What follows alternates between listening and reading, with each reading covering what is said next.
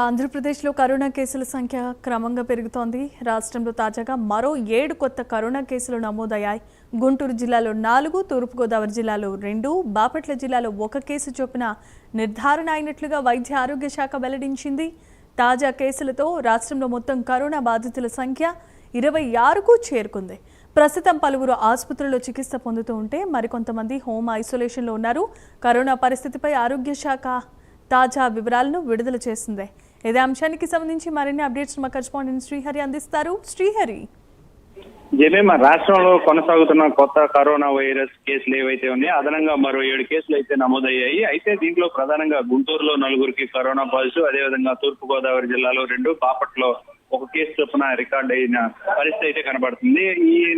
ఈ నేపథ్యంలోనే వైద్య ఆరోగ్య శాఖ, రాష్ట్ర వైద్య ఆరోగ్య శాఖ అధికారులు కూడా ధృవీకరించారు. అయితే తాజా కేసులు రాష్ట్రంలో మొత్తంగా చూసుకున్నట్లయితే 26కు చేరిన కరోనా బాధితుల కేసులు అయితే 26కు చేరాయని చెప్పాలి. అయితే దీంట్లో ఇప్పటి వరకు 145 మందికి పరీక్షలు నిర్వహించినట్లుగా వైద్య అధికారులు అయితే అధికారికంగా విడుదల చేశారు. దాంతో పాటు కడప జిల్లా అత్యధికంగా 8 కేసులు, గుంటూరులో 6 కేసులు నమోదైనట్లు, దాంతో పాటు తూర్పుగోదావరి జిల్లాలో 3 కేసులు, కాకినాడ, బాపట్ల జిల్లాల్లో చూసుకున్నట్లయితే 2 కేసులు కోవిడ్ కేసులు నమోదైనట్లుగా అయితే అధికారులు చెబుతున్నారు. దాంతో పాటు విశాఖపట్నం, ఏలూరు, పొట్టి శ్రీరాములు, నెల్లూరు, ఎన్టీఆర్, పార్వతీపురం, మన్యం జిల్లాల్లో ఒక్కొక్క కేసు చొప్పున కోవిడ్ కేసులు నమోదైనట్లుగా అధికారికంగా అయితే ప్రకటించారు. దాంతో పాటు ప్రస్తుతం 10 మంది ఆసుపత్రిలో ఉండి చికిత్స పొందుతున్నట్లు అయితే వైద్యులు తెలుపుతున్న పరిస్థితి. దాంతో పాటు 9 మంది హోమ్ ఐసోలేషన్ లో ఉన్నట్లు, దాంతో పాటు 3 మాత్రం కోలుకొని డిశ్చార్జ్ చేసినట్లుగా కూడా వైద్య ఆరోగ్య శాఖ అయితే తెలుపుతుంది. దీంతో పాటు ఇప్పటి వరకు 4 ఓవరాల్ గా జిల్లా అంటే రాష్ట్ర వ్యాప్తంగా 4 మృతి చెందినట్లు